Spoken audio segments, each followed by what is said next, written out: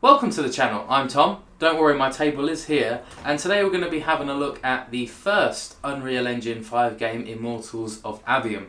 Now, there have been other Unreal Engine 5 related games, and those being Matrix, the Matrix demo, which was basically just a tech demo that came out a little while ago just to show us what Unreal Engine 5 could do. And then we've had the updates to Fortnite, which basically moves it over to the UE5 engine.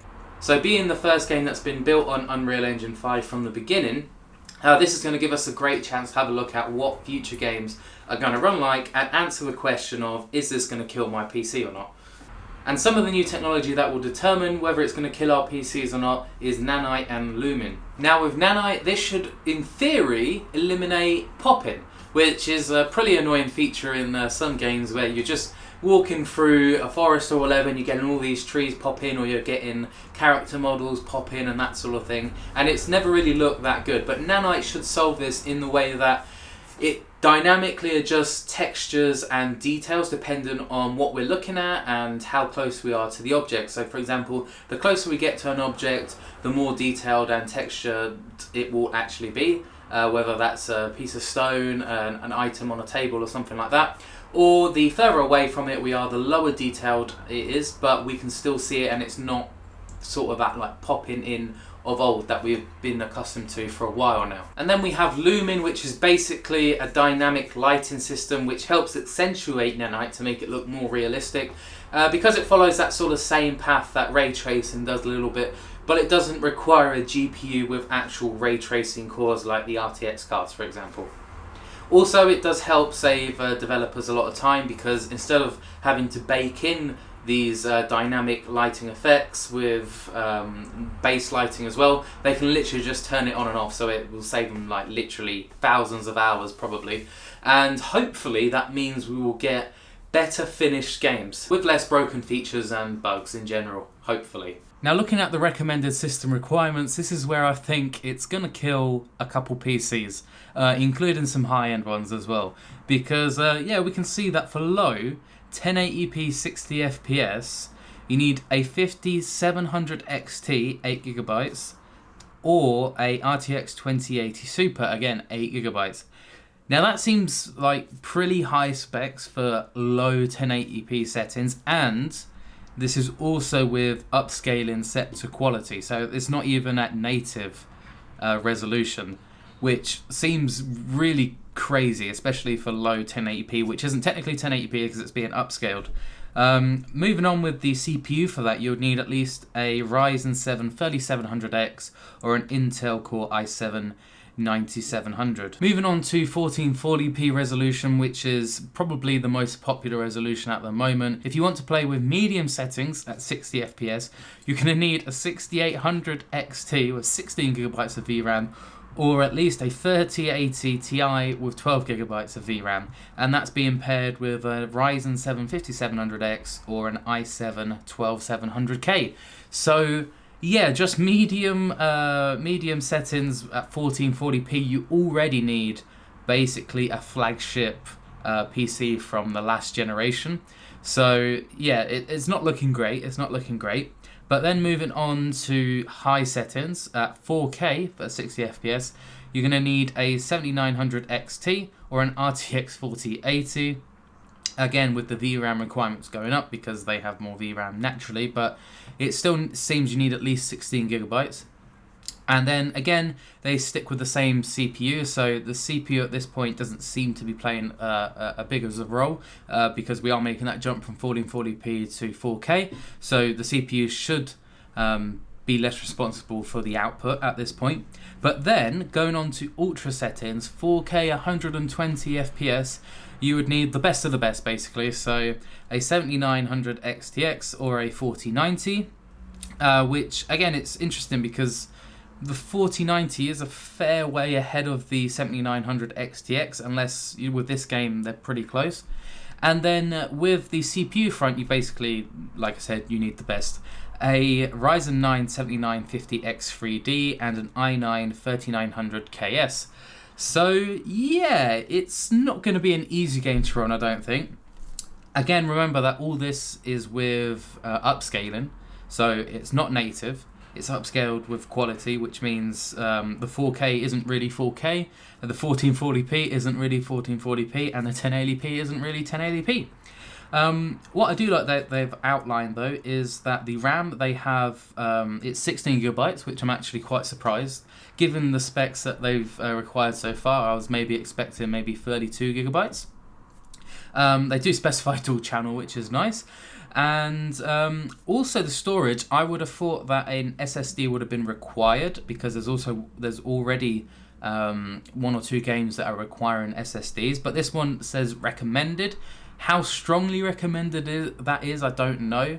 It may just about run on a hard drive, but yeah, obviously I would definitely recommend an SSD for a game like this. It's not all doom and gloom though, because there is some hope. A little further down in an article, they do mention that they are trying to get the game to run well at around 40 FPS on a GTX 1070 and an i7 8700K. So there is hope that maybe with a few updates it might be a little bit better optimized.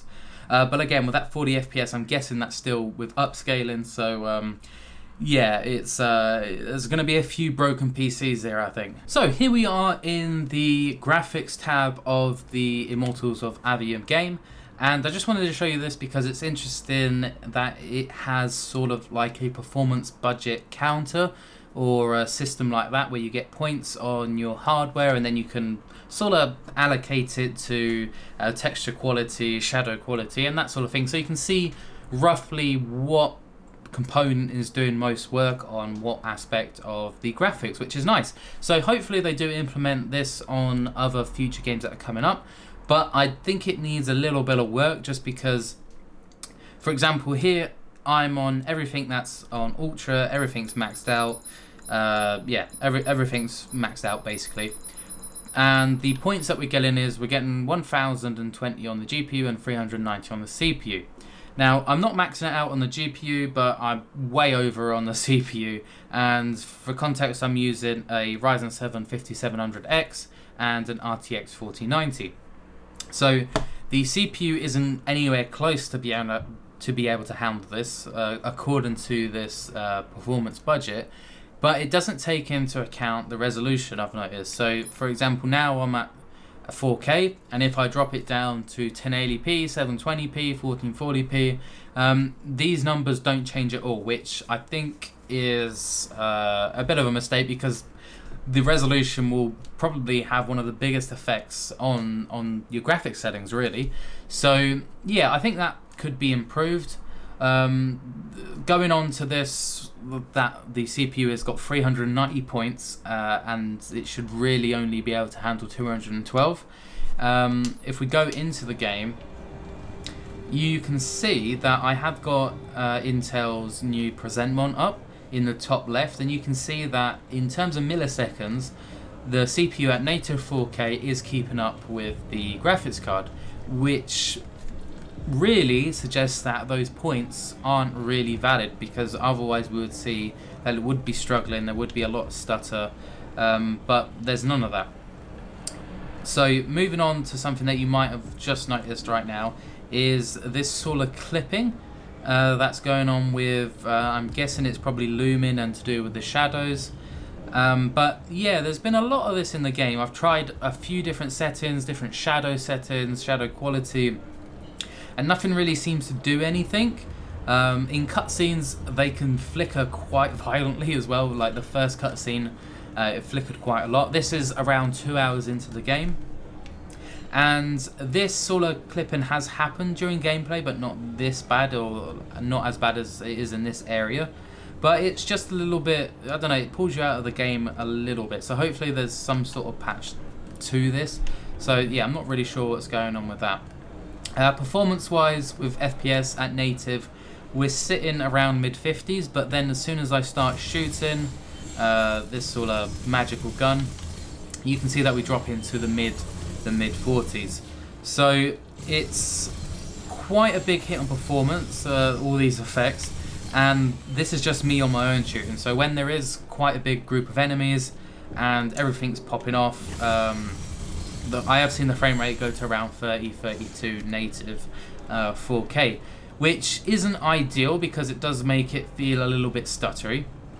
But then to combat this, you've got your DLSS and frame generation that you can turn on, which is both a positive and a little bit of a negative, just because I'll show you if I put on quality DLSS and frame generation.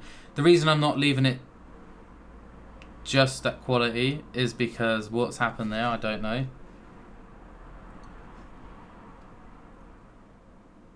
It has crashed. Okay, so that has crashed. I'll load it back up and get with you. I guess that's another little bit of a problem. It crashed. Don't know why. There's a code there. Maybe have a look. Something to do with DLSS, it looks like. What the hell's going on? Whoa, what is a CPU doing?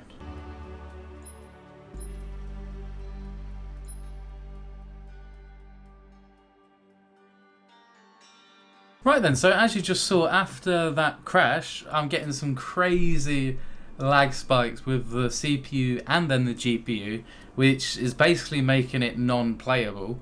So, I don't know, I'm going to have a look if there's anything that's started happening in the background through Task Manager, and if that doesn't fix it, then I'll probably see if I can initiate a repair on it or just reinstall it, because maybe something's gone wrong with the DLSS files or something like that. Yeah, I'm not really sure what's going on, but it's still doing it. It's still spiking at like 100 milliseconds at some point. So yeah, not sure what's up with that. So I guess we'll finish the video like this, and I'll say that performance wise then, it's a bit of a mixed bag.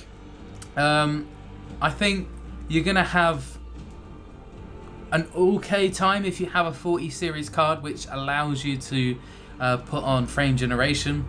When it was working fine before, I was getting around 120, 110 FPS around that, and the CPU was keeping up with the GPU because the GPU had more work to do. But obviously if it's going to crash like this and then cause this sort of problem, then it's not really a much help either. So when I said, will this game kill your PC, I didn't literally mean it, but it looks like it might have actually done it to mine. So yeah, do let me know if you've got this game and how it performs on your setup, and yeah, we'll have a little conversation about it in the comments below. But that's going to be all for me for this one. Bye!